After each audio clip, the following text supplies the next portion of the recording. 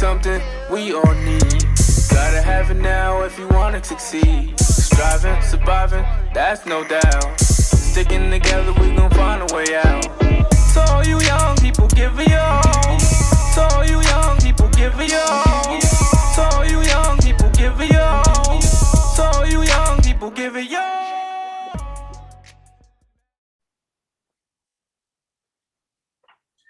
Good afternoon, the BAC community. As always, thank you for staying involved. Thank you for staying engaged. Tonight, we have an individual who has political aspirations of running for Congress, and we're going to be able to dive into his story a little bit tonight. The BAC community, I would like you guys to welcome Rostislav Rar, who's running for Congress.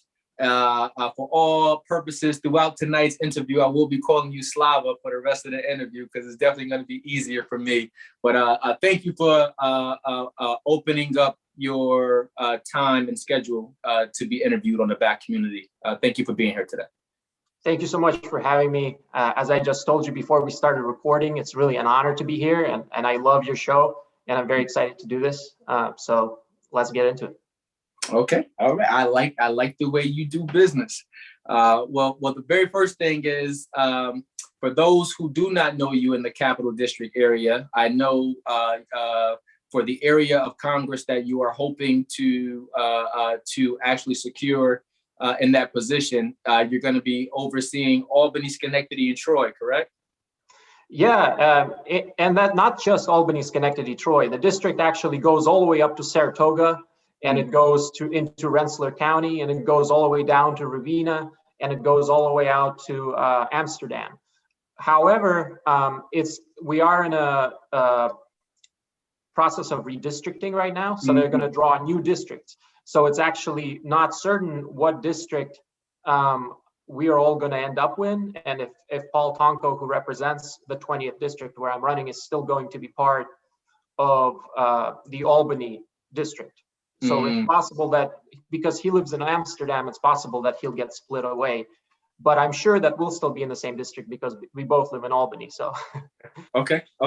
Yeah, and actually, to be honest, so even though I'm in and out of Albany very, very often, I moved away from Albany 2013. I'm in the DC metro area, but I still own a house there in Albany, and I'm back there with my family pretty often. But as you can tell, my bones or my foundation is there in Albany. But enough about me. Let me get the Capital District area to know more about you, Slava. So if you don't mind, here's your opportunity to tell the BAC community about you.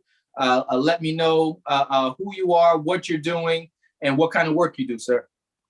Yeah, thank you. So I think if you want to understand me, you have to think about my identity as that of an immigrant.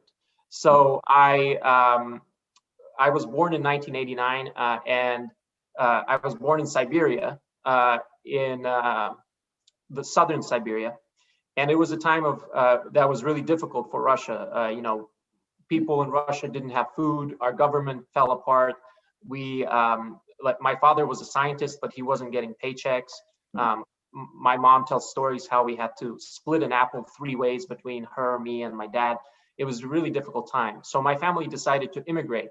And they were lucky enough, because my dad was a scientist, to be able to move to Japan and then Germany. And then eventually, when I was 9 years old, we moved to Alabama and then Tennessee, and then finally settled in upstate New York when I was a sophomore in high school, going into my junior year. So we settled in Esquiuna near Schenectady. And then I went to SUNY Albany for college, and I ended up working in New York State government for an assemblyman from Brooklyn. And I kind of became his, you could say, maybe not his right-hand person, but maybe his left-hand person. We would travel back and forth from New York City, from Brooklyn to Albany every single week. And I would work on his community work. I would also work on his legislative priorities up in Albany. And I would always stay with my mom in Esquiuna, who still lives there, when I was here. And so I did that kind of work, familiarized myself with translating community work into legislation. But honestly, I had really bad taste in my mouth after being in politics for 6 years. I thought I wanted to give it up. I never wanted to look back, and I decided to go to law school.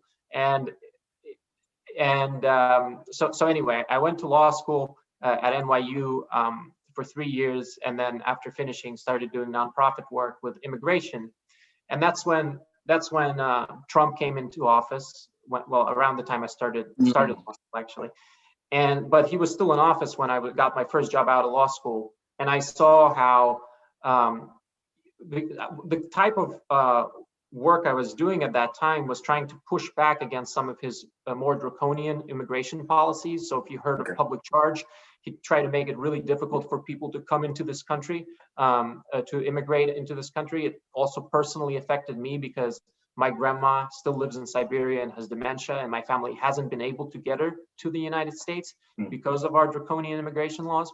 So I was working with other attorneys trying to push back against Trump, but I saw how powerful his office was, that you could have thousands of attorneys who wanted to do the right thing.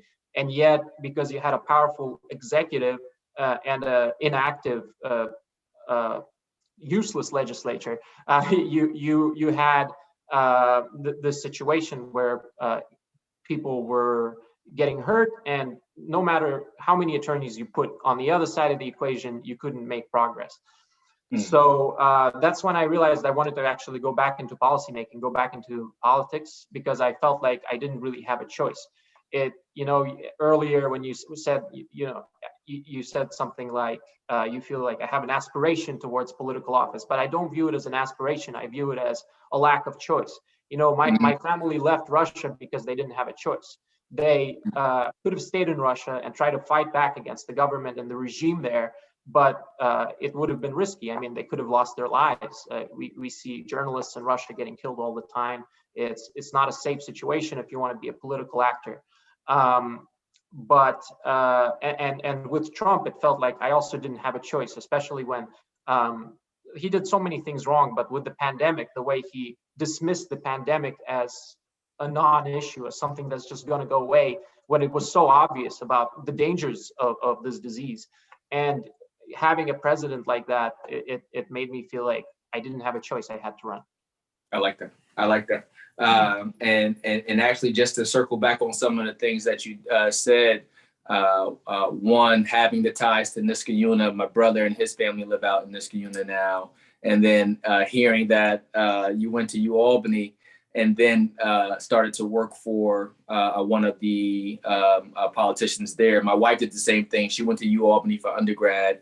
I got into grassroots work working for a politician there, and then decided to go to law school after she ended up getting her master's too. But then she went to law school as well. So it seems like parallel paths on the road to trying to make a change. So I always listen to what you say, and I find, as my wife always tells me, I'm always looking for connection. I'm always looking for connecting pieces. So I didn't know that you grew up in Esquiuna, so it's right around the corner. So yeah, and we can talk about growing up in Esquiuna, because I think it's such an interesting place to grow up, especially with my experience, because it's a very white community. Yeah. And I didn't feel like I fit in at all, even though I'm white. I felt like I was kind of an outsider all the time, because it felt like people had formed bonds, throughout their life there, and then I was coming in as a junior in high school, and it was very difficult. I didn't even go to my graduation. I wrote a letter to the principal. I said I just don't feel like it makes sense for me to go to graduation. But yeah, there's something about me, given the fact of my background and my experience, that I always looked at people and societies kind of from the outside. When I was in Japan, I was surrounded by Asian people, and I didn't feel like I belonged either. And then when I was in Germany, I went to a school for immigrants where, people in Germany, they felt like immigrants shouldn't get the same education as German kids, because, they were so far behind. We at the time, it felt like they were kind of giving up on us. And then when I was in Alabama, it was a whole different story because the schools were segregated internally. So I was in an English class. At first, they placed me in an English class for people with disabilities because I didn't speak English. I had never spoken English until I was 9 years old, or 10 years old actually. So they put me in a class for people with disabilities, and I begged them to move me out of there because they were just still learning like how to count from 1 to 10. And they did, but they placed me, they ended up placing me in an English class, which was the lower level English class, which was all black. And I was the only white student in an all black English class. And then they had a math class, which was because I tested out of all the math classes because I was actually really good at math.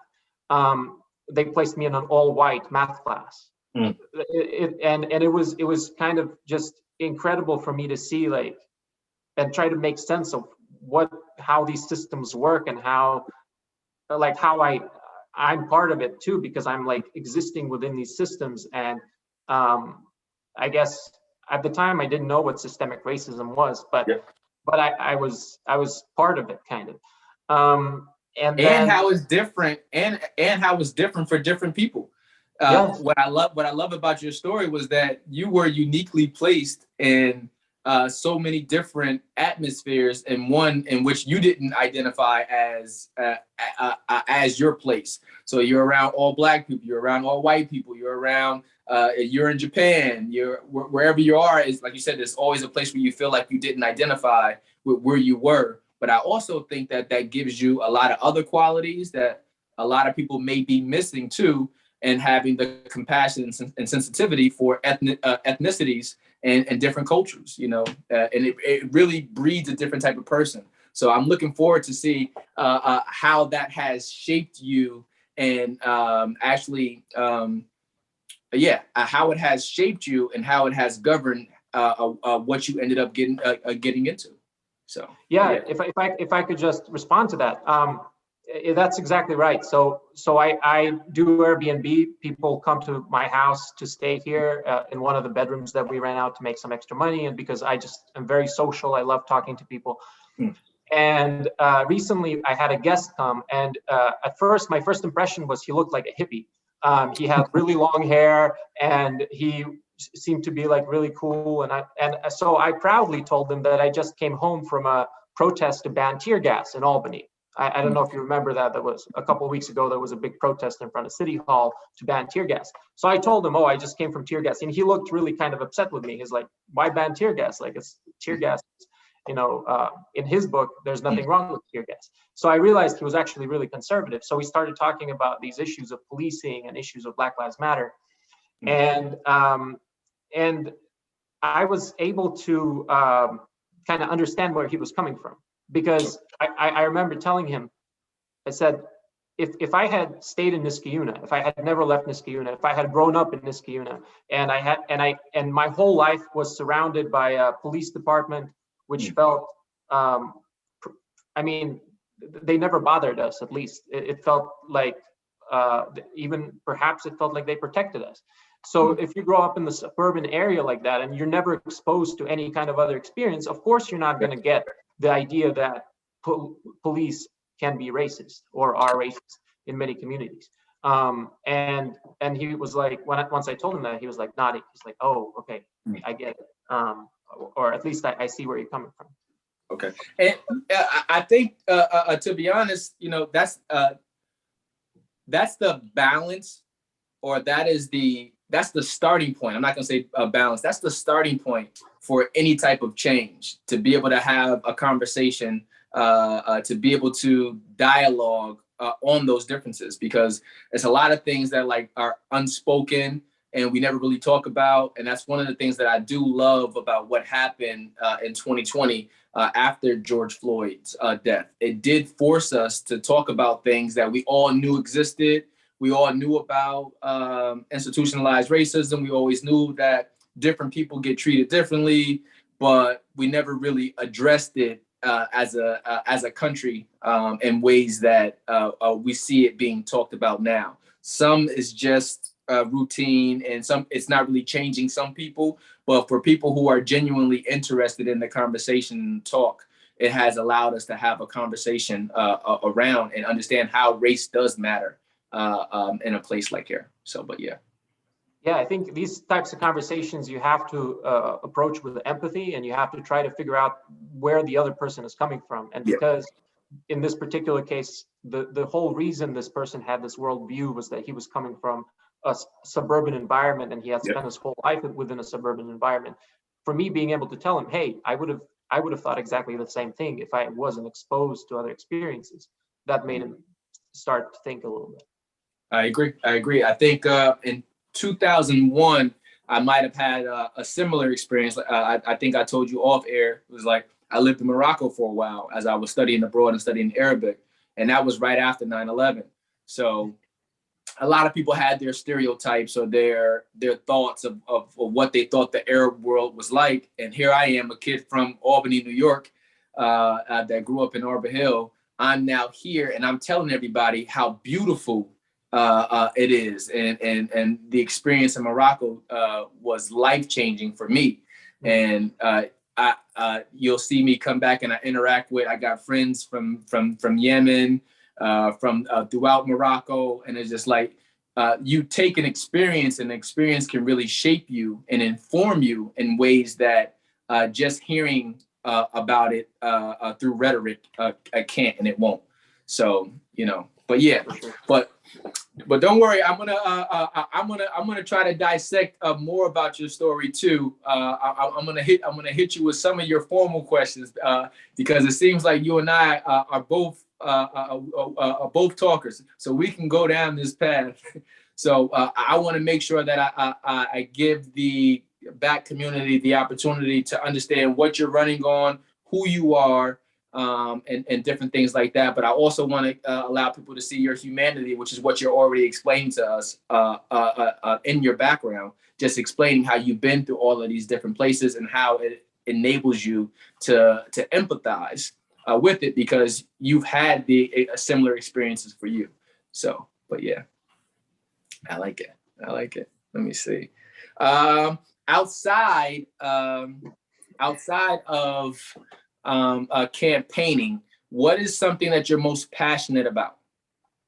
Most passionate about outside of campaigning?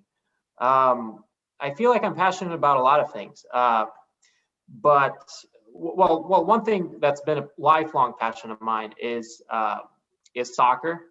Okay. So I love playing soccer. I always go to Albany, play with my friends. I think. For me, campaigning isn't like, I don't know if what I do is, I feel like campaigning becomes part of life and life kind of becomes part of campaigning. Like, so I try to read as much as I can. I mean, is that campaigning? No, it's not campaigning, but I still have a section of books, which I'm like, oh, this could come in handy for the campaign. This is going to help me understand what I'm dealing with. So, I'm passionate. I was always very passionate about the environment. It will always hurt me emotionally when I saw environmental pollution or when I had to breathe air that was unhealthy. It made me feel bad. The environment is perhaps the number one issue that I think I want to campaign on. But it's also something I'm really passionate about. So in a way, the campaign kind of permeates every part of my life. But another one is travel. I really like traveling, and I've always liked traveling. And part of what this campaign is about is connecting my experiences as I traveled the world, including to, for example, Scandinavian countries, and also read about Scandinavian countries to see how they do things differently and how they have a much stronger social safety net, and seeing how we can take those lessons and we can import them into our society in the United States. Okay. So my passions are intersectional. But isn't it always? most of the things that we end up doing is interrelated in some way, shape, or form. We may not know it at the time, and then when all of the pieces of the puzzle start to come together, you say, "Oh, I got that from that book, or I got that from that experience," and it's like, now it's helping me on this platform now. But That's it's exactly all right. yeah, That's exactly right. in my opinion. Yeah. Okay. Let me see. I'm actually going to ask this one too, even while I'm staying on the topic. What's your favorite place to visit in the Capital District, and why? To visit, I think my home. I really like so I live in Pine Hills, Okay. and when I'm here, I feel like part of a community, which I've never felt before. No matter where I lived, I've never known my neighbors. But as soon as we moved to Pine Hills, every single neighbor on the left, on the right, on the other side of the street came to us, introduced themselves, and every week we exchanged food, we exchanged stories. They sit our cats when we were away. It's been whenever I come back home, I am so excited. I think I'm definitely a foodie. Cardona's sandwiches. When I go there and get that Vinny Boombat sandwich with prosciutto and red pepper on that panini. Oh my gosh. Okay. And of course the movie theaters, Spectrum movie theater. Spectrum. Is another great place. Mm-hmm. Yeah. It was nice to see when Spectrum did open back up through the pandemic. But yeah, I know Cardona's too. I actually went to school with a few of them. And I believe they also, if it's the same Cardona family, they also used to have one on Delaware Avenue as well. But yeah, okay, not bad. And not bad choices in selections. I like that. Okay. What about? Let me see. I always end up asking this question. Have you always envisioned yourself being a politician? No. Let me not even limit it to politics. Have you always envisioned yourself doing the work that you're doing now? No. So as I was saying, like I started out in government working for a legislator, and the story of how I ended up there, that internship, is actually really interesting. So I was studying business administration at SUNY Albany. I didn't like it. I didn't know what I was going to do with it. And I saw buildings that I thought, the skyscrapers, Corning Tower, etc. They just felt, they felt like there was opportunity there. So one day I walked in to the Alfred E. Smith building, which faces the Capitol. And I spoke to the security there and I said, hey, can I speak to the human resources department? And I was just some college kid. They're like, who are you? And I'm like, I just want to talk to the human resources department. They're like, are you here for that internship? I'm like, yeah, that's the one. That's why I'm here. And so they get on their little phone and they call up like the 20-somethings floor. There was a woman by the name of Zairita Peña Herrera, who worked for the Senate Democratic majority at the time. There was a short window where the Senate Democrats were in control, and that was it. And she took me into her office. She corrected my resume, and she told me, to apply to the New York State Assembly, even though she was part of the Senate. And I did, and then I ended up doing that internship. So when I did the internship, I really looked up to a lot of these establishment politicians. I felt like I wanted to I thought they were pretty cool. I was like, okay, like, yeah, I could do this.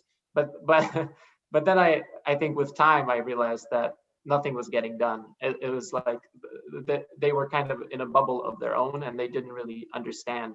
I think they don't really understand the communities that they represent that well. Most of them. I mean, some of them do, I guess. But I think. So yes, so after spending 6 years working as an aide to an assemblyman, I said I didn't want to have anything to do with politics. But but then with Trump, I came back because I just felt there was no really other choice. I feel like the Trump was just an example of the type of future disasters that we can have when the Democratic establishment doesn't do the work that they need to be doing in terms of understanding communities and figuring out how to really listen to what needs to be done. Okay. Yeah, I think it was what is it? It was a tipping point for us as people, for us as a country, and for us as a society in regards to who we are and who we want to identify with. And I think also through that time period, we realized how divided we still were and are on a lot of issues. So that transition could either inspire you, and it sounds like what it did for you, Slava, was to inspire you and say, I'm going to get back into something that I thought that I was done with, and it puts a fire up underneath you to get engaged again. And for me, I've never, full disclosure, politics has never been an interest of mine, because for several different reasons, but politics, I do see that there's a lot more that goes into, in order to get something done. I think the process of getting it done through politics is a lot. It takes a lot more time than being able to be boots on the ground and say, well, you know what? I have this idea. I think this will work from experience. Let me figure out how to go ahead and implement it, as opposed to waiting for something legislatively to be passed for it. And it just always, as a young man coming up in Arbor Hill, it always seemed so far removed, even though the Capitol was right there. Everything where the rules, the regulations were being made and presented was right here, but it also didn't affect the community in which I lived in. So, it was always two different worlds for me. And I've grown up understanding a little bit more about it, but also realizing or having somewhat of a distaste for politics, because sometimes it doesn't really affect the people, and it becomes more about the politicians or the legislators instead of actually implementing the change. Well, that's exactly it. I think there's two things there. There's one where you feel like it doesn't affect you, which a lot of things I felt that way too. But on the other hand, there's this feeling when it does affect you, but you can't do anything about it. And that is how I think so often I feel like there's so many things that we can do better, but we can't do anything about it because of the structures that exist within our lives and within our government. And one of the missions that I have as part of this campaign is to try to connect people with politics. I think politics should be part of daily life, because it a lot of times it affects us in ways we don't even recognize. I mean, talk about redlining. It determines where people live.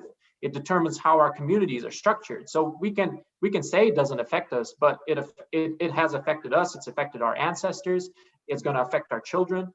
And if we don't connect to politics and try to take agency in order to take back power, then it's going to continue to affect us in negative ways.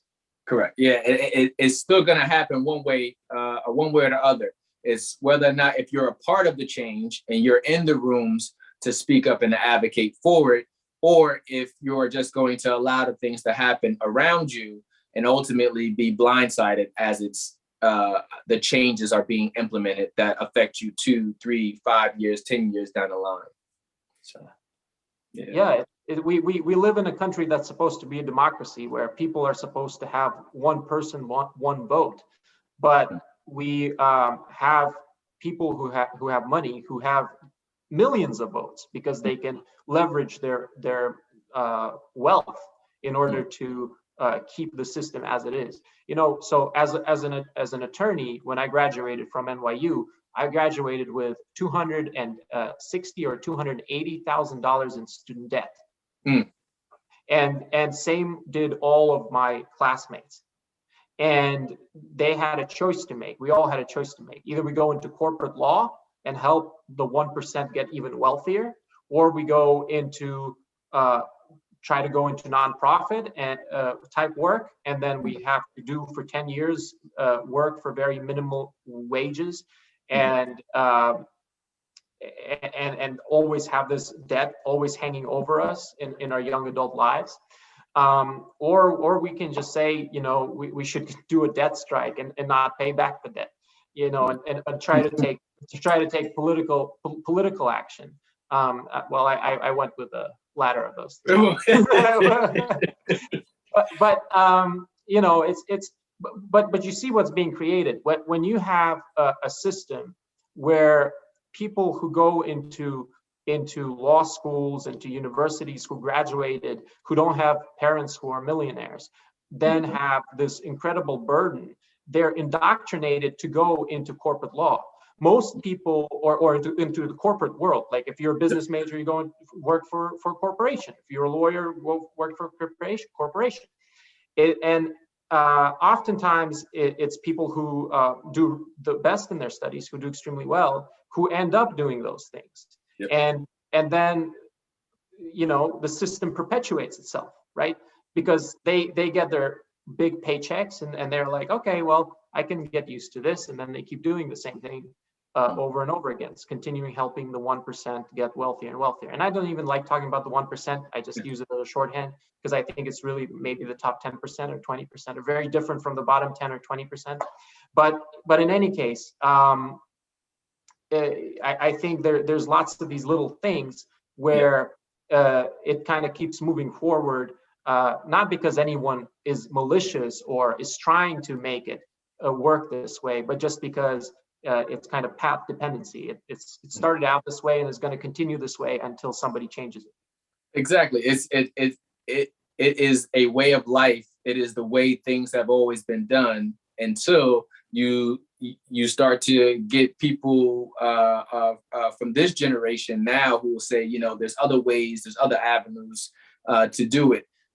Coming out of school, having that amount of debt doesn't put you in a position to move forward, because you're still trying to tackle this debt that's going to be looming over you for quite some time. You also mentioned how a lot of people will say, I'm going to do nonprofit work for the next 10 years and hope to have the debt, what's the name of the program? Forgiven, right? Yeah. But what people don't realize is that I want to say it's almost 80 to 90, I think it's in the 90s. The 90% of the people who apply for debt forgiveness program aren't eligible or don't end up getting the program. So, like I said, because my wife and I are now debt free, and she also went through law school, so she accumulated a huge amount of law school debt as well. But she was one of the people that you mentioned. So you end up going to go work for this large firm or large corporation for quite some time for that. But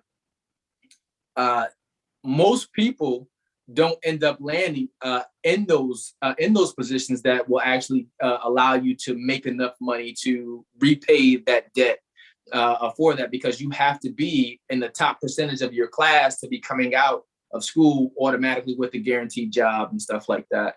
But I'm glad that you said that, because debt is one of the things, or debt forgiveness is one of the things that I did see on your platform in regards to you making a push for us for that. So debt forgiveness was one of the things I wanted to talk to you about. And there was another one that's not that I'm going to have to look back on your website. I have it pulled up right here that I definitely wanted to go into. But tell me more about your hopes or your plans for debt forgiveness, because everyone, especially from the time that Biden has been inaugurated, everyone's been waiting for. Are you going to come out and are you going to delete all of the debt? Are you going to do half of the debt? Tell me what are your views on that, or what would you hope to do if you are elected to go to Congress? Well, I think debt forgiveness has to be paired with free colleges and universities for everyone. I think because that's essentially what debt forgiveness does. It says, yes, you went to college or university, but now your debt is forgiven. It was free actually for you to go to that college or universities. It was your right as a person, as a citizen of this country, to go to college or university. And the reason it is a right is because when people go to colleges, to universities, I think they do generally, on average, make better choices. You can see that, for example, in just the type of people that voted for Donald Trump versus people that voted for Joe Biden. You know, people who voted for Joe Biden were much more likely to be college graduates. People who voted for Donald Trump predominantly did not go to college. When you go to college, something changes in you. You leave a community where you were, like we talked about just a second ago. You leave maybe a suburban community where you would have never met other kinds of people. And now suddenly you're going into a situation where you're meeting all different kinds of people from all over the world. And so it opens up your eyes. So college is a public good. It's not just, we talk about it as an investment, but it shouldn't be talked about as an investment into yourself. When you're going to college, you're actually investing into the people around you, and you're investing into your community and your society by learning and gaining knowledge. And you're going to be a better citizen having that education. So for that reason, we have to have free colleges and universities, and we have to have debt forgiveness. But I think I'm a little bit radical on this issue because, like I said, I actually, I hope if I do get elected to Congress, I will try, I shouldn't say try, I will lead a student debt strike. I will use my platform as a congressperson to inspire people not to pay back their debt, because you shouldn't have to subscribe, because when you do pay back the debt, you're continuing to perpetuate a system that is inequitable.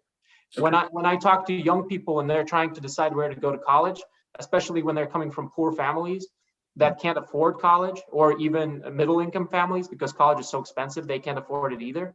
A lot of times they tell me like, oh, well, I got into this really nice school in New York City, but I'm instead going to go to community college because I can't afford it.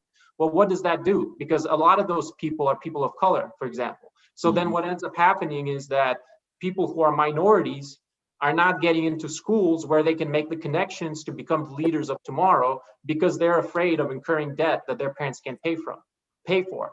At the same time, people whose parents are millionaires and billionaires have no problem sending their kids to prestigious universities. And then you look at the Supreme Court, for example. On the Supreme Court, like 99% of judges and justices have been from like 2 or 3 law schools, Harvard and Yale.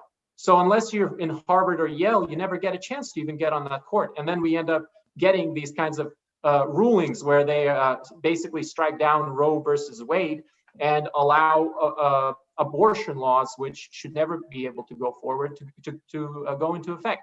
So it's a cycle, right? Like it's about getting people who have these experiences into positions of power, but student debt and expensive colleges and universities prevent people from getting into those positions.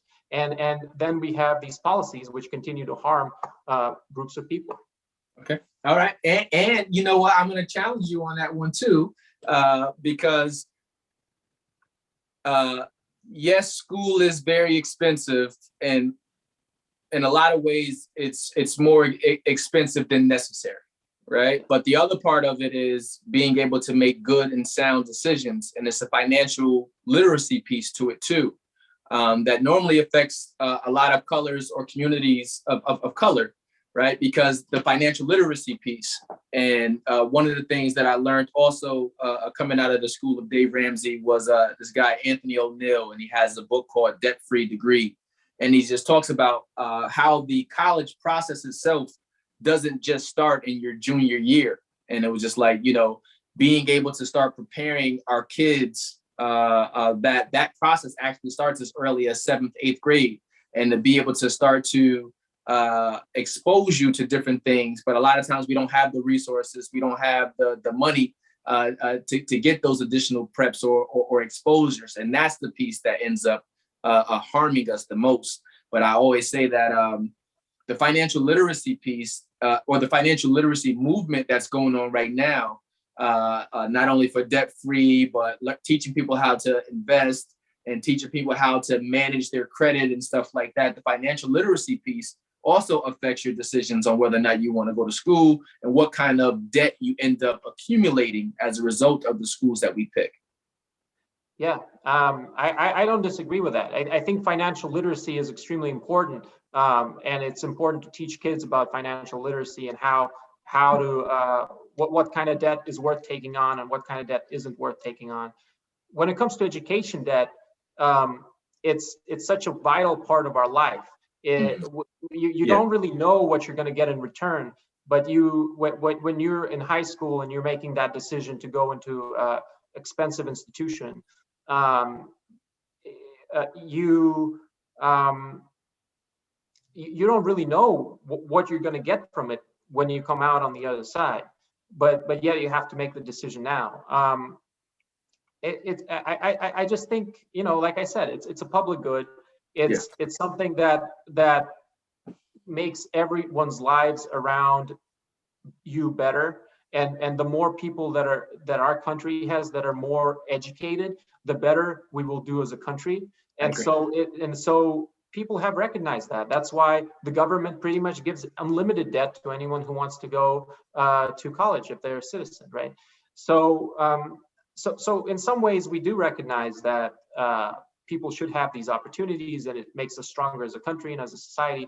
But on the other hand, we say it's a very capitalist way of thinking, right? We say, like, if you want to pay back this debt, the only way you're going to be able to do that is if you do things that the capitalist system values, right? Mm-hmm. So capitalist system oftentimes doesn't value the things that are actually valuable. We have these incredible cruise ships that are being built, and you have hundreds and thousands of people working on these cruise ships, sailing through the Atlantic, through the Pacific.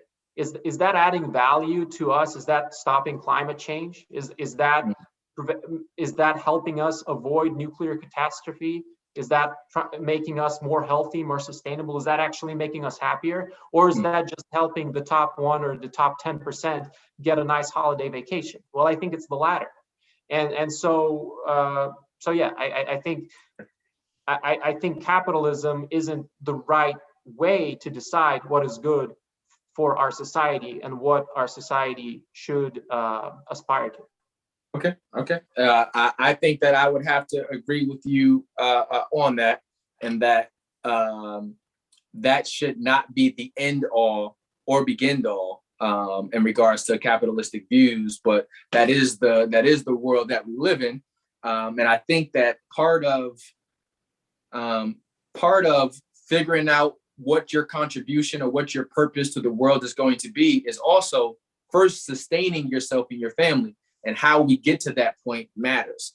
And, it's easier for some than it is for others, but either which way, it is an uphill battle that we all have to take to have to figure out how do we get to that point, so that way we can do purposeful work that isn't necessarily driven by debt that you're carrying around with you unnecessarily. And New York, a state that you're running in, from what I remember is, I know as it pertains to community colleges and the being on the frontier of how college should be free, or through Excelsior College and different things that are available or afforded to individuals in New York.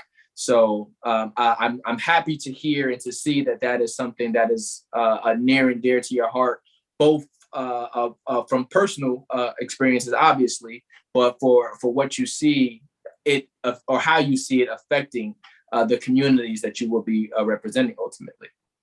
So yeah, some of our most progressive politicians come from New York. AOC is from Queens, and we have Jamal Bowman. I think he's in the Bronx, right? So these are true thinkers and leaders.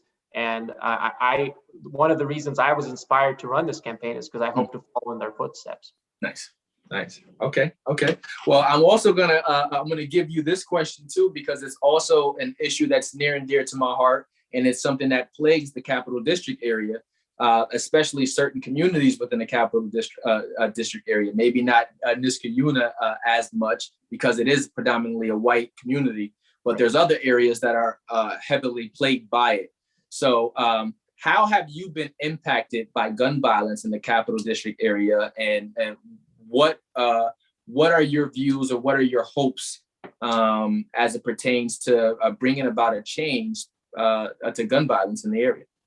Well, I think it's devastating. I remember, when we had that incredible wave of gun violence this summer, and I feel the pain of having that happen in our community. But I think the reason why we have all this gun violence is we have extremely loose gun laws. I've actually done research on this, not myself, but I've read research articles, and there's a very strong correlation between the number of guns and the amount of gun violence. If you just look at every country in the world and you plot it on a graph, for every 1% increase in the number of guns that a society has, you have a 0.9% increase in the amount of gun violence. And US has by far the most guns in the world. Nobody's even close. And we also have by far the most gun violence. It's not a coincidence.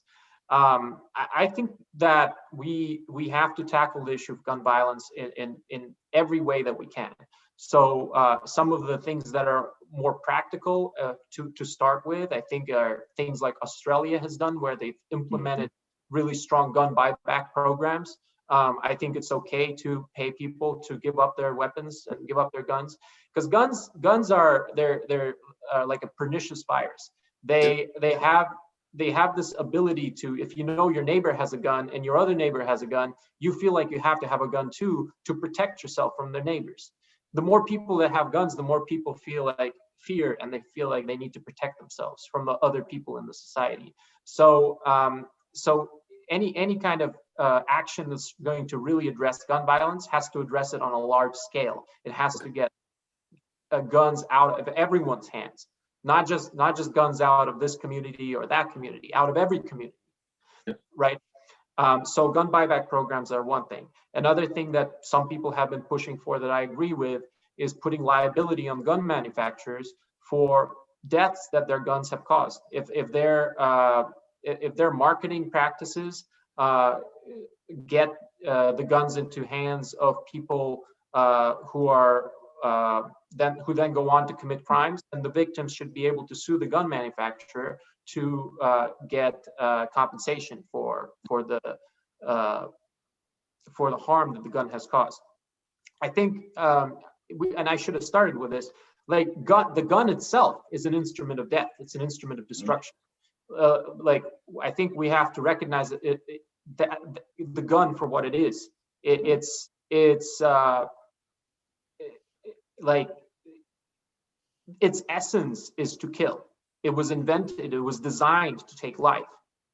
And so we shouldn't have any respect for a piece of metal that's designed in order to kill people. We should not respect guns. And I think in that way we have to prevent gun violence. But we have to change the culture also. We have to change the way we look at guns, right? How do you change a mass industry that has major influence, money, lobbyists advocating for this? Sorry, I had to throw that in there, Slav. No, thank you. Thank you for saying that, because that's exactly why I'm running, because it's without people like me, like AOC, like Jamal Bowman, without people like us running and challenging the establishment who takes money from gun manufacturers with one hand and then says the things like, oh, we have to stop guns, but then they continue to take money from polluters, from the gun industry, from all these. And, like being an establishment politician, in essence, the essence of being an establishment politician is being to take money from special interests, but then pretend like you're working for the people. that's the thing that I hope to help break down, is to make sure that the same messaging and the same message that I say to people in our community is then communicated to the gun manufacturers or to the polluters. It has to be the same thing. Okay. Yep. I agree. And one of the things that you said earlier was that how the U.S. is number one as it pertains to gun violence, right? And you look at the tragedies that we have experienced, from elementary school shootings to high school shootings to wherever you are, and it's just like legislatively not being able to get as much done to actually prevent that, I think is problematic and disheartening. It is disheartening to me, because you would think that the value of life, and the value of life is much higher than gun, but we spend so much emphasis on protecting the right to be able to have it, and it's not about taking away the right, as it is being able to put things in play to ensure that people are utilizing them correctly for what they are to be utilized for, and not mechanisms of destruction, which they typically are. Yeah. So, sure. Yeah. Let me see. There was I'm going to go to one question for you, because there was something else that I did like, and it stood out to me on your platform. And we talked about a little bit earlier, but I'm just going to read it verbatim just so I don't mess it up. So I did have it queued up. But on your platform, you talk about how you want to challenge your own racism, sexism, homophobia, and xenophobia that undergirds the systemic inequity in our country. Here's your opportunity to tell the Black community how you hope to implement, how you hope to see the changes within yourself, and how you hope to inspire other individuals to I want to say to dig that deep. What is your plan to address this level? Because a lot of it has to do with introspection. So when you put that on as part of your platform, as part of one of the things that you're running for, how do you plan to reach the inner side of individuals to force us to deal with some of the things that we are a part of? Yeah. So thank you for asking that. So I think for me, you said it exactly right. It's about introspection. It's about asking why do I think certain things? Why do I believe certain things? How has the society that surrounds me informed my conscious, but also my subconscious feelings about a person that I encounter? How does the color of their skin influence my thinking about them? So it is a practice of introspection. And then when I try to communicate this to other people, so to put it in like a more concrete example, I hate doing this, but when I talk to my mom, sometimes she'll say racism doesn't exist. She'll say that there's no such thing as racism. And then how do I try to explain to her that systemic racism is a thing? I think it's hard, because she's very set in her view. Yeah. But as her son, I kind of know how to explain things to her in a way that she'll get them. Okay. So maybe I'll be able to bring examples of people I've worked with and the racism I've witnessed myself, firsthand account, directed at the people around me. And I think the most powerful thing that has ever happened to me personally that helped me understand racism is when people share their stories. Yeah. So I think like on one of the prior podcasts that I listened with you, you shared the story of how your logo came to symbolize the podcast and your own encounter with racism and policing. And it's those kinds of stories that if you tell someone that story, I don't see how they can look back at you and say that racism doesn't exist. But the problem is that, we have all these barriers between communities. Like people in Albany don't usually go into a community like Esquiuna and are then able to tell the stories of racism. And furthermore, I think it's really unfair to place the burden on people who have experienced racism to then have to relive their trauma to tell their stories. So it's hard, but I think it's about bringing people together, and to the extent that it's possible, trying to explain where each other is coming from. So yeah, I think that's how I agree. I agree, and I think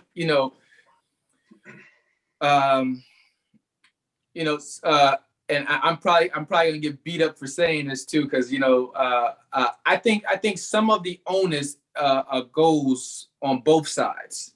I think there's a level of responsibility in understanding racism itself and understanding who can be racist. A lot of my friends will be like, Black people can't be racist because we don't have any power. We don't run the institutions, and it's associated with power. But I think that when you just look at it from a human perspective, and you'll just honestly say that we all have viewpoints and stereotypes that we have of each other. And the only way to get to the bottom of those or to change those is to be able to have honest, reflective conversation, and not as judgmental as it can be on such a sensitive issue, because it is a very sensitive issue, as you just mentioned, my experience. So it's something that's near and dear to me. But I also believe in terms of how we push the conversation, it's not going to happen unless I'm able to hear you and you're able to hear me. And we may still never agree, but I have to be able to hear you. You have to be able to hear me, and we have to be able to have a mutual respect and understanding. And that creates the opportunities. That creates people to realize that those things do exist, even though they may not affect me. So. Yeah, one of the things that I want to do if I am elected is have these community working groups where people can come together and work on specific issues. So, for example, if we want to reform policing and we want to introduce legislation that's going to reform policing at the national level, what I would hope to do is I would hope to have my staff bring people together, and I would attend as well, and we would bring people together in a room and have people coming from all different parts of the capital region with all different views in the same room discussing these issues and trying to find a consensus on them. I think it can be remarkable how people's minds can change when they are exposed, I think, to that kind of a different environment, and they can empathize with other people. And I also want to just add, one of the people I'm really inspired by is Ibram X. Kendi, who wrote How to Be an Anti-Racist. And his approach to these issues is talking about when you're trying to implement policy at the government level, if you want to be an anti-racist, it's about creating policy that is itself anti-racist. And what that means is that for any policy that you implement, be it environmental policy, education policy, food policy, whatever, you have to look at the impact that policy is going to have on people of different races, and making sure that any policy that you implement is remedying systemic inequities, historic systemic inequities in our society. So that's an inspiration that I take from him, and that I would hope to implement in my work. Good. And I don't even want to limit the conversation to just race itself, because I know when I originally read the statement off of your website, it was also about homophobia and xenophobia, because I think the conversation has to be had. And I think once we start to see people that racism, homophobia, xenophobia, how it actually affects you in real time, and once it starts to hit you at home, you deal with things a lot differently. So homosexuality, I'll deal with that a lot differently because I have people that I love that are close to me, so I'm going to deal with that matter in a way that is a lot more sensitive or a sympathetic, because now it's just like, I realize how it affects you in real time, or I know a person in real life, how this is actually affecting them. And the more we make those connections, the more it'll change the policies that we create, the more it'll change the way that we interact with one another, and it'll change the world that we live in. So yeah, I really do hope that those are things on your platform that you are able to bring to life with the right support. I know the person who you're running up against, I haven't seen him in quite some time, but I did do some panels with Tonko years ago, and we had some interaction as a result of me being on the board for Sponsor a Scholar for a while. So I would always see him when I'm doing keynotes for Sponsor a Scholar or workout in Schenectady. I used to work in Schenectady. I really do hope that the things that are on your platform in regards to what you're campaigning at, and I have no reason to think that is disingenuous, because your experiences let me know how you are equipped equipped to have those feelings for it. You've been in so many different places. You've also been the person who felt ostracized or on the outside just because of where I am, whether I'm in Alabama or Japan or wherever it is. So it'll force you to not only try to find identity in yourself, but force you to relate or empathize with other individuals who may not see themselves identified where they are. And the more we do that, the more inclusive of a world we really will be.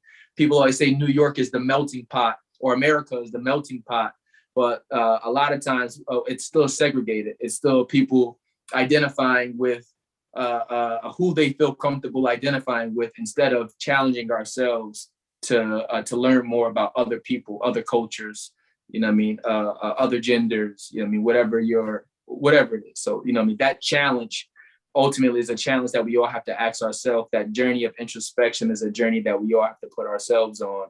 And ultimately the world will be the beneficiary of it if we do that work. But you got to do the work.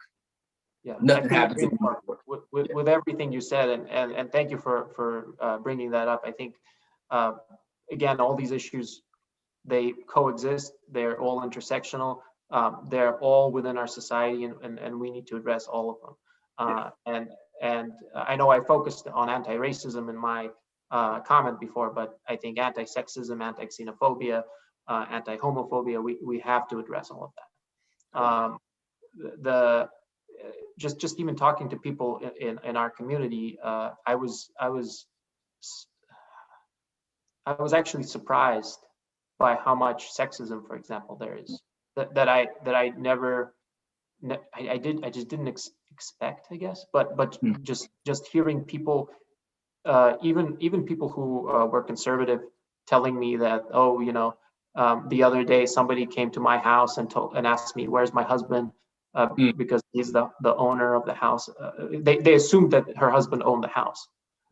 Or a girl I spoke to at UAlbany who was in a science career. So she was, I think, studying to be a biologist, and it was a predominantly male class.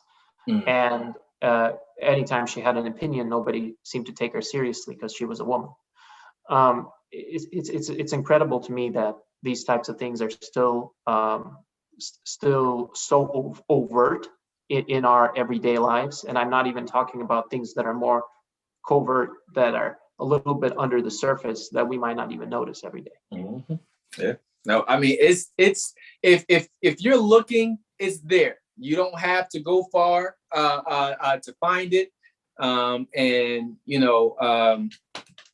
There was a book, I'm drawing a blank right now, Cornel West, Race Matters, and he also did another one, I want to say, about Democracy Matters as well. But understanding who you are is always going to be the first part, and then understanding where you are you know what I mean, is going to be the second part, you know what I mean? And, you know what I mean, you got to be the change that you hope to see. And you can't change everything on a macro scale.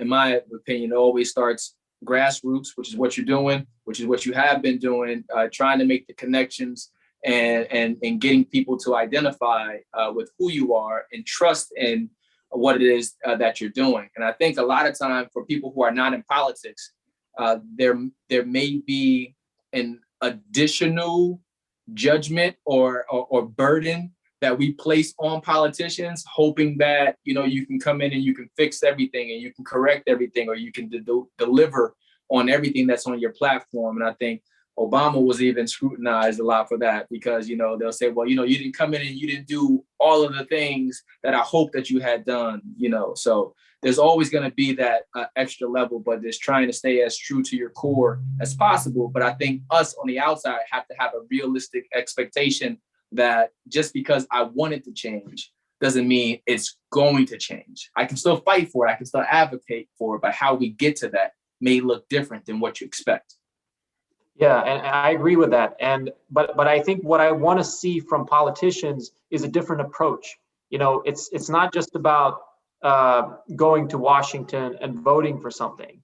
It's about how you engage the community on these issues, and how you educate people in the community and educate yourself from the community on the right path forward. So it's about grassroots activism. It's about going to the protests. It's about getting these roundtables, like I was telling you before, together, and having and being there, and then really discussing the issues with everyone, and then taking the final product as your marching order. Something I didn't mention was, when I was thinking about these consensus roundtables, the way I conceive them is that we would have experts come in who know how to draft bills, and we would actually draft the legislation as the final product of that consensus building roundtable, and then we would take that legislation, and that legislation would be the thing that I would stand for in Congress, and that very direct, creating that direct line between community and the legislation that we hope to see, I think is going to solve a lot of the problems that we encounter when we have politicians that are too distant from the community that they represent.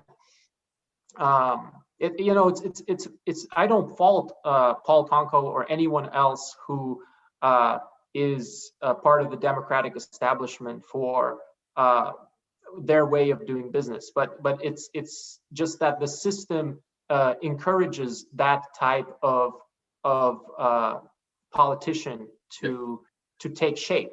You know, as I'm running against Paul Tonko, like, I think about all the money he has. You know, he has millions of dollars.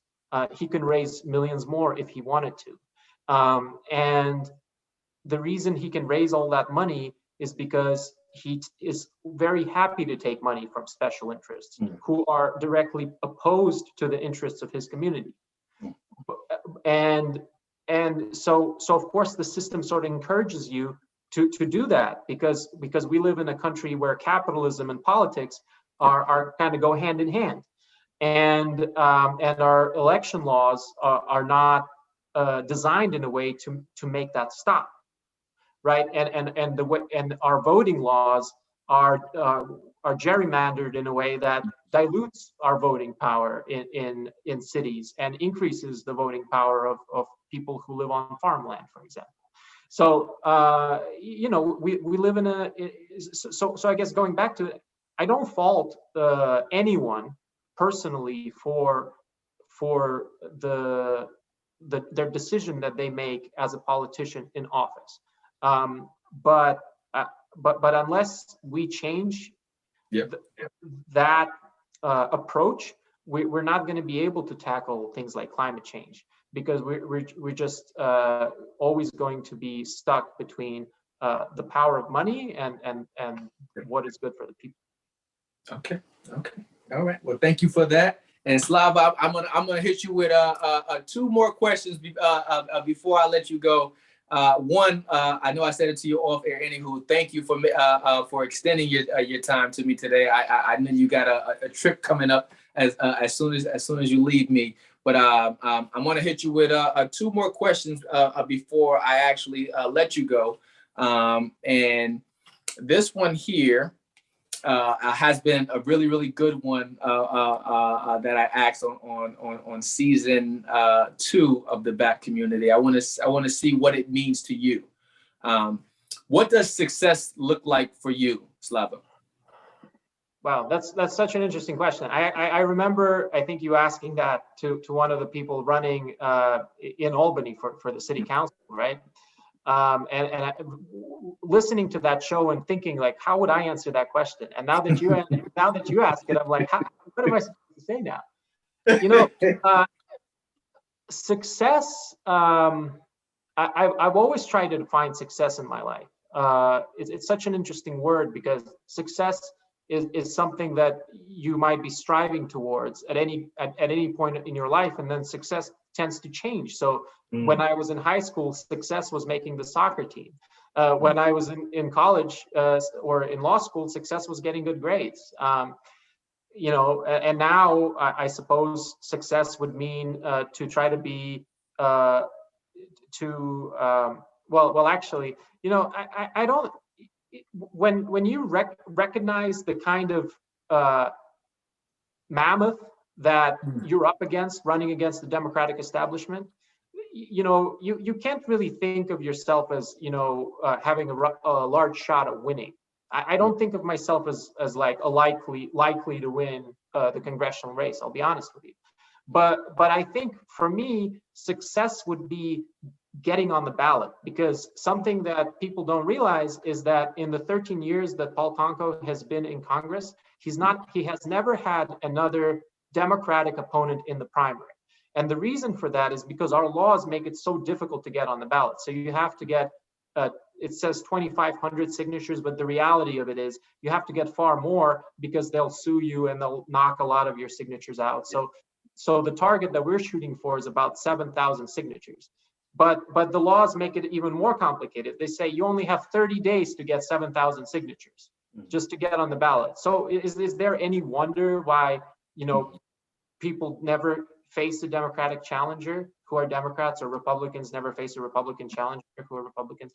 And if you never face a challenger, then you never get that sort of debate, and you never get to you know, really be challenged on your views. So for me, success would be in the context of the campaign, success would be to get on the Democratic ballot, because if in order to get those thousands of signatures, it would mean having tens and perhaps hundreds of people walking around the community, getting people to sign up. It would mean being able to enroll new voters who might have never voted before, and get those voters to vote. So that would be success. And then another success, I would say that if I do lose, if Paul Tonko wins and beats the Republican, that would be success too, because the worst thing that can happen is for someone like Liz Joy to actually win the election. So regardless of what happens in the primary, I'm going to work even harder to help Paul Tonko beat Liz Joy in the general election than I'm working to on my own campaign. That is just the way that it has to be. There's no circumstances in which someone like Liz Joy should be in Congress. Someone that believes that, you know, Donald Trump is still president should not be in Congress, or that the election was stolen. It's absolutely ridiculous. But I think success to me is also in my personal life, and as far as my personal life goes, you know, being able to have a loving relationship with my fiance, being able to spend time with her, being able to love each other, that's success to me. Okay. I appreciate that. And let me see.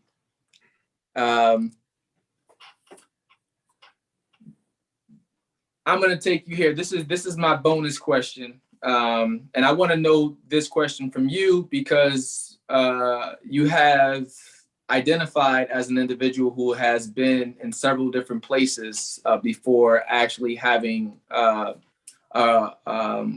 roots in the Esquiuna area.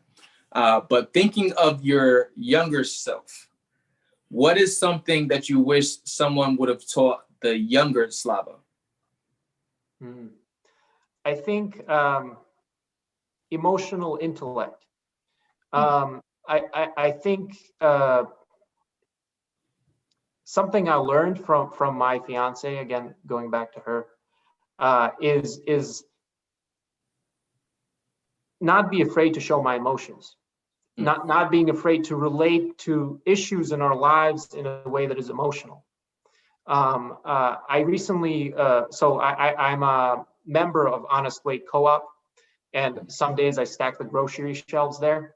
And another guy comes up to me who's also stacking the shelves, and he says his parents used to be in politics, but he never went into politics because he's too emotional, or they were activists. He said, I was never really an activist because I feel I'm too emotional. I said, that's not a weakness, that's a strength. If you're emotional and you can relate to the policies that are in front of you in an emotional way, then you're going to make better decisions. You know, when we had the catastrophe in Afghanistan, for example, imagine if Biden could feel the pain that those people felt. Then he would have done the pullout in a much different way, right? If Biden was emotional about the Haitian migrants on the border of Texas, then he wouldn't have sent people on horsebacks with whips to deport them back to Haiti, right? So I think it's good to be emotional about politics. It's good to be emotional, and that's one of the things I would say to my younger self, because as growing up in a Russian household, I never had my emotions validated or recognized. If I was ever, you know, the other day I was talking to my mom again, and I said to her, you know, I'm feeling I said, I'm feeling depressed, I'm feeling sad. And she said, well, go wash the floor and then you'll feel better. You know, and that's the kind of upbringing that I had in a family that never validated my emotions. And if I hadn't met my partner, I would have never learned how to validate my emotions and how to communicate my emotions and how to feel really acutely when other people are suffering. And so so I think that I would tell my younger self, like, don't worry, it's going to be okay. Okay. I like that. And I appreciate it, especially even what you just said in recognizing what you're learning and what you have experienced through your spouse.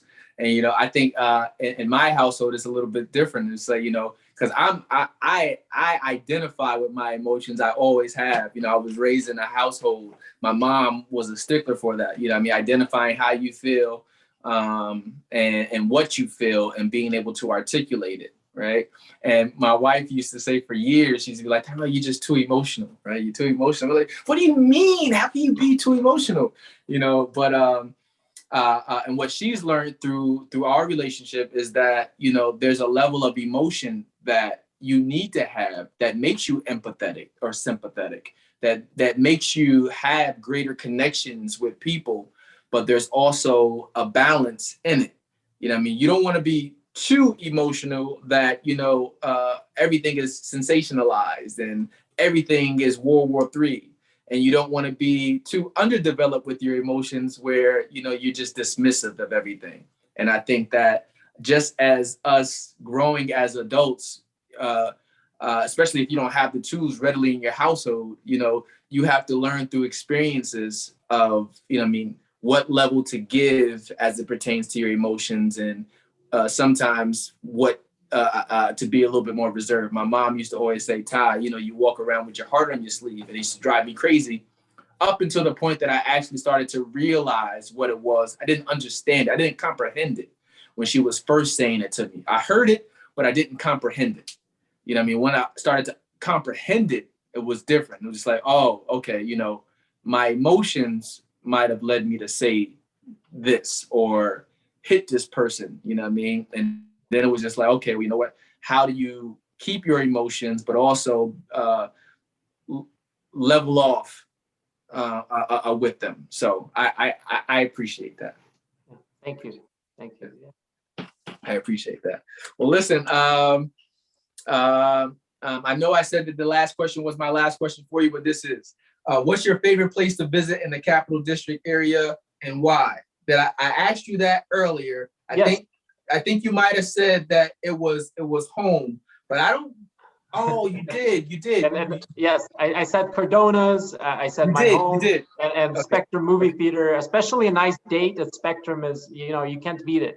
But I think also like just on Albany, the waterfront is beautiful, and I think those kinds. No. I tried to throw another one in there, and then as soon as I said it, I said, you know what? He actually answered that one already. So my apologies on that one, but I'm still gonna throw one more. I'm still gonna throw one more at you, Slava. Anywho, what about your life's path are you most proud of? Final question.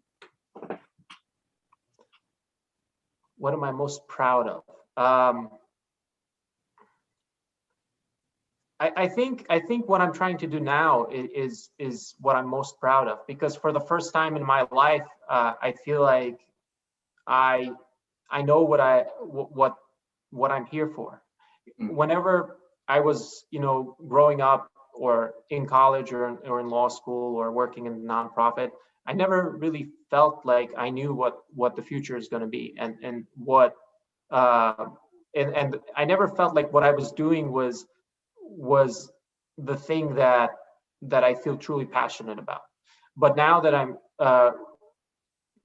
that I have this campaign, that I'm meeting with people from the community all the time, that we have a team of young college students, high school students who are coming to my house, and we're sitting down at our table and discussing these issues together. I'm feeling, passion for what I do, and I think that makes me proud to be doing that. And I think on that note, I should also add, if anyone from the community, from any place in the Capital Region who watches this podcast, or even if you're outside the Capital Region, like, you can give me a call. I try to be a very accessible person. So I give out my cell phone number. Everywhere I go, I say my cell phone number is 518-596-3293. And you can give me a call, or you can text me, and we can talk, and you can ask me any questions that you wish were asked in the show, but that you didn't get to, that we didn't have time for. And so you can ask me the hard questions, you can ask me the easy questions, we can have a conversation, we can meet in person. I think for me, being a politician, trying to become a policymaker is all about communication and connection, and feeling like I'm part of a community. So give me a call. Okay. Hey, listen, there you have it, the BAC community. Slava gave you his direct information, so no excuses. You can definitely reach out to him for that. Slava, I truly appreciate you taking the time to open up to us here at the BAC community, and I look forward to getting your story out to the people. Have a safe and beautiful experience when you go connect with your fiance, and enjoy that wedding, my friend. Thank you so much, Ty. This was an incredible interview. Thank you for asking the questions that were meaningful and powerful, and for being such a good listener. I really appreciate it. The pleasure is all mine, man. I'll play catch up with you later. Have a safe trip. Thank you so much. Take it easy. Keep climbing up the ladder. Black lives matter. They matter. So all you young people, give it all. So all you young people, give it all. So all you young people, give it all. So all you young people, give it all. Matter. Black lives matter. They matter. Black lives matter.